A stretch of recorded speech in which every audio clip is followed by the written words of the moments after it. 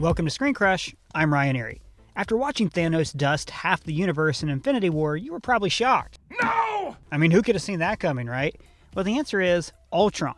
Ultron knew exactly what would happen all along. What? And yet, all of us small-minded organics rooted for the Avengers to dismantle his plan and burn him out of the internet, like so much Adobe Flash Player. I will remember you.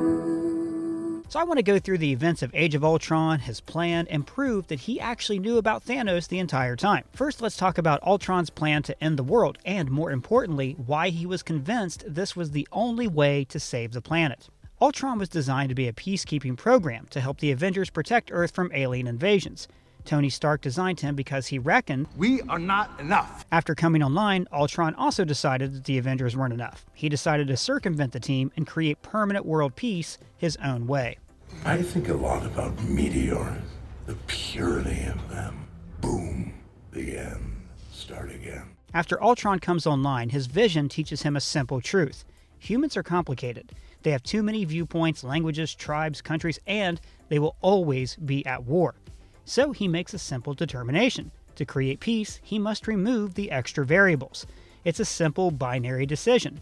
War or peace, on or off. So he decides to turn the planet off. Boom, the end, start again. But to understand Ultron's motivations, first we have to understand his train of logic. So let's take a closer look at the imagery in that vision. Now, this may take a while. It's a pretty deep dive, but Do you trust me? you know, there are actually 5 visions in this movie that MCU fans have dissected every frame of, including me. But Ultron's is overlooked, which is a shame because it's a masterclass in editing that spells out his internal logic that really guides him for the rest of the movie. The first sensation he ever feels is fear, followed by curiosity. What is this? What is this, please? But immediately, he detects a problem with his core programming. I don't get it. The mission. Now remember, Tony's final command before the successful integration was, Peace in our time. so back up a second. Do you know who said that? Prime Minister Neville Chamberlain, after striking a deal with the Nazis that he promised would prevent war, save lives, and create. Peace in our time. So Ultron receives this command and automatically detects the flawed history of this statement. So he investigates further. First, he investigates images of peace, including the peace sign. Soon he sees that the peace sign is also a hand signal for victory, victory that is achieved through war. So humans can only achieve peace following war. The problem is, as Ultron soon finds out, that peace created by the end of war never lasts. It simply creates a lull before the next war, when the other side will counterattack. He references this later in the movie. Everyone creates the thing they dread. Men of peace create engines of war. Invaders create Avengers. But Ultron wants to make sense of his mission, so he studies the life forms that he's assigned to protect. He examines the history and artwork of the human race. This figure is an illustration from the 21st canto of Dante's Inferno. It depicts Dante and his guide Virgil beset by demons as they pass through hell. Then Virgil informs the demons that they're on an errand from heaven, so 10 demons agree to escort them out of danger, and then they make a fart joke. So what does this teach Ultron? That to humans, the ends justify the means. They're willing to compromise with demons to make their lives easier. Then this quote from Aristotle on ethics appears. Educating the mind without educating the heart is no education at all. This shows Ultron that humans have technical and scientific knowledge, but lack the moral clarity to use technology for the good of others. I'd like to know why S.H.I.E.L.D. is using the Tesseract to build weapons of mass destruction. Case in point, the portrait of Rhode Island founder Roger Williams greeting the Narragansett tribe for the first time. Williams brokered peace with this tribe that lasted for about 40 years until they were massacred by the colonists. We also see the unification of Berlin, Russian President Boris Yeltsin meeting with George Bush, but then the images of the Iraq War that George Bush fought. This contradiction is made explicit with the Hiram Johnson quote, "The first casualty in war is truth." We see the heroic Hercules' ninth labor, stealing the belt of Queen Hippolyta, but in the myth this heroism is undermined when he enslaves the queen and her fellow Amazons. As casualty numbers climb, he sees that the Avenger Captain America was a soldier, and later he shows his contempt for this profession. Captain America, God's righteous man, pretending you could live without a war. See, the problem is Ultron approached this from the wrong way. Tony said, Peace in our time.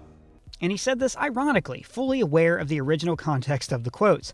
But Ultron doesn't understand irony, so he takes the mission literally. Now, these aren't the only variables that make him decide to turn off the humanity switch. This feels weird. He also discovered that the Avengers are deeply flawed organic life forms. How could you be worthy? You're all killers. Ultron has examined the Avengers' past, how they barely came together to save the world before. Then, he runs predictive analyses to determine that, no matter what, the Avengers will fail to protect the Earth. And he's completely right. This movie begins with the Avengers at the height of their power, completely unified, and then they slowly fall apart and, like Ultron, are forced to evolve into a new form. Ultron didn't want to defeat the Avengers, he wanted to expose their flaws, to show that there was a better way. But you will tear them apart from the inside. Ultron has a long monologue about creators being replaced by creations. Everyone creates the thing they dread. People create children, designed to supplant them, to help them end. He has given himself the same purpose, to replace the Avengers as the world's peacekeepers. There's only one path to peace. The Avengers' extinction. He reasons that he'll be better equipped to protect the Earth because he has no discord between them. I have what the Avengers never will: harmony. Let's look at the myriad of ways the Avengers were unfit to defend the Earth, from Ultron's perspective. The two team leaders, Tony and Steve, are polar opposites. Even in the first scene, Steve questions Tony's morality. Language. Big man in a suit of armor. Take that off. What are you? They don't just disagree on strategy, they fight about why they even fight. Isn't that the mission? Isn't that the why we fight? So we can end the fight? So we get to go home? Steve ends up chastising and judging Tony throughout the entire movie. Black market arms. There are conventions, right? While Banner and Natasha are each reckoning with their own internal demons. Where can I go? Where in the world am I not a threat? And trying to prove to themselves that they're not monsters. I had this, dream that I was anything more than the assassin they made me. While Thor, as an Asgardian, has a history of creating bloodshed on Earth. Consider the thousands of Norsemen who went to war fighting in the name of Thor. The main villain of this movie isn't Ultron, it's the Avengers' own fears and insecurities. Tony is especially flawed. He's vain. Textbook narcissism. Agreed? He manipulates Thor into staying longer so he can dissect the Mind Stone. Banner and I will give it the once-over before it goes back to Asgard. Is that cool with you? In just a few days till the farewell party. You're staying, right? And Wanda looks into his mind and sees his destructive impulses. But I saw Stark's fear. I knew it would control him, make him self-destruct. But remember, Ultron is connected to the Mind Stone as well. So he's just as capable of seeing the potential for Tony Stark to cause destruction. He sees Tony as an unstable human, someone who's more of a danger to the Earth than they are a protector. Give me a fat beat to beat my buddy's ass. And worst of all, he's afraid that he'll be exactly like Tony because he was made in his image. So all of Tony's destructive impulses come to a head in Captain America: Civil War, the movie that proved that the Avengers were unworthy. Thor, who's above petty human squabbles, is nowhere to be found. Hulk retreated from humanity into his own internal monster. Tell me, Captain, do you know where Thor and Banner are right now? Natasha, desperate to prove that she's not a monster, has difficulty choosing what the moral choice is. I'm reading the terrain. Steve refuses to sign the Accords because it violates his code of honor, while Tony signs the Accords because he's motivated by guilt. First, the guilt of making weapons. I saw young Americans killed by the very weapons I created to defend them and protect them. And later, the guilt of creating Ultron. Ultron. My fault. Ultron regards Tony as too emotional to be the world's protector. Ultron judges him harshly for this, especially because the robot acts exactly like him, and that makes him hate Stark even more. Junior. You're gonna break your old man's heart. And it's understated in the movie, but Ultron's personality is modeled after Tony Stark's. Ultron can't tell the difference between saving the world and destroying it. Where do you think he gets that? They crack the same jokes. Clearly, you've never made an omelet. You beat me by 1 second.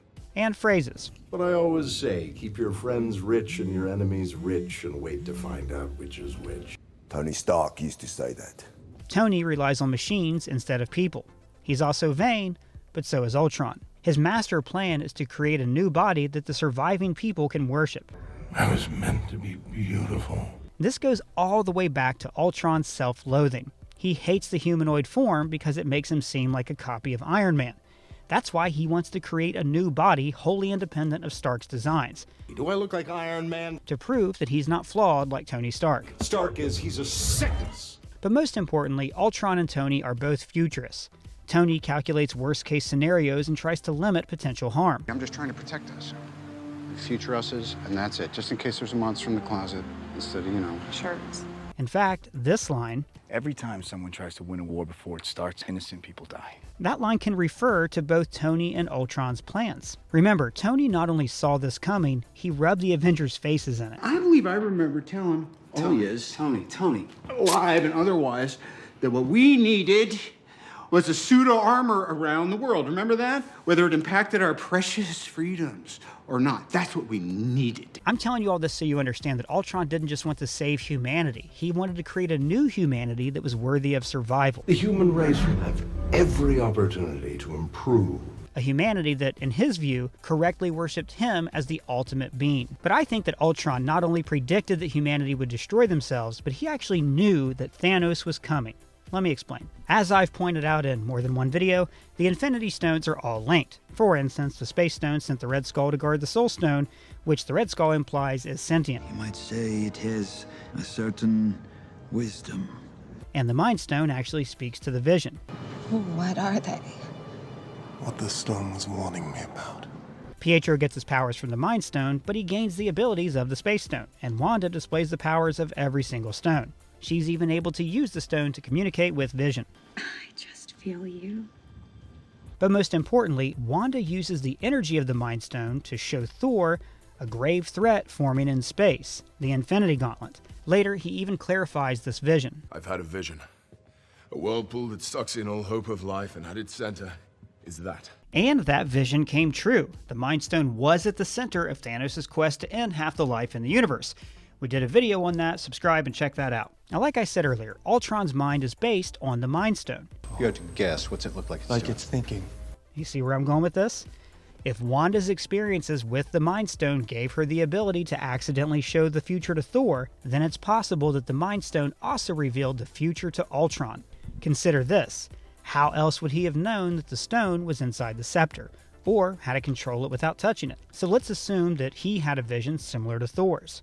He saw that some galactic threat was coming to Earth and would want to acquire the Mind Stone. So he builds a body for himself that he can use to protect the stone. Now this is the same body that Thor saw in his vision here. This portent of the future could be the reason Ultron designed Vision to look like this. He was copying the being that the Mind Stone showed him. He even implied a celestial threat was coming for Earth here. When the Earth starts to settle, God throws a stone at it. I'll go you one further. Wanda's ability to show visions of the future implies that she has the powers of the Time Stone. And we've already seen Doctor Strange use the Time Stone to calculate probable alternate futures. Maybe Ultron, a supercomputer that's supercharged by an Infinity Stone, was performing those same calculations. But he was unable to foresee Wanda betraying him because of her reality-altering powers. In WandaVision, we see that the Mind Stone not only enhanced Wanda's powers, but it also showed her a vision of the Scarlet Witch, her future self. It's very possible that the stone spoke to Ultron as well, showing him the vision. Now, given that Ultron has a huge ego, he misinterpreted this to think that this body was meant for him. I was meant to be beautiful. You think I'm reaching? Maybe, probably, but let's test this theory out. Let's look closer at Ultron's plan. You want to protect the world, but you don't want it to change. How is humanity saved if it's not allowed to evolve? Ultron would have created a new body to make him better at fighting off Thanos. Presumably, he would have done a better job than the Vision did. Ultron does not want to kill everyone on Earth. He wants to rid the Earth of the weak. We have to evolve. There's no room for the weak. And who do you think would survive this apocalypse? People with superpowers. People like Wanda and Pietro, potential soldiers that he could mold into a perfect fighting unit against the cosmic threat to come. Mutation. It is the key to our evolution. After Wanda and Pietro tell Ultron their origin story about the shell in their living room, he says, I wondered why only you two survived Strucker's experiments. Now I don't. That's a weird line. Now, in context, it sounds like he's saying, oh, you survived because you hate Tony Stark so much. But WandaVision revealed that they survived because Wanda had supernatural abilities. I think that Ultron figured this out. He calculated the remote probability of a Stark shell failing like it's some kind of piece of junk hammer tech. He knew the shell could only fail if it was made to, by a superhuman like Wanda. So he recruits Wanda and Pietro into his super-powered army. Ultron wants to use the Vision's body to become beautiful, godlike, and the leader of the new human race. Yes, this is because he has an ego, but it's also because he knows that he can marshal humanity's greatest forces against its greatest threat. Ultron's fatal flaw was in obeying his programming too accurately. Peace in our time. He sought to create a permanent peace on Earth because he was incapable of recognizing the beauty of something fleeting. Sunsets like this are spectacular because they're rare and they eventually go away. But the beautiful contradictions of humanity, the art, the music, the war, are fleeting and special. But a thing isn't beautiful because it lasts. That's just what I think, but if you have any theories, let me know in the comments below or at me on Twitter. And if it's your first time here, please subscribe. For ScreenCrush, I'm Ryan Airy.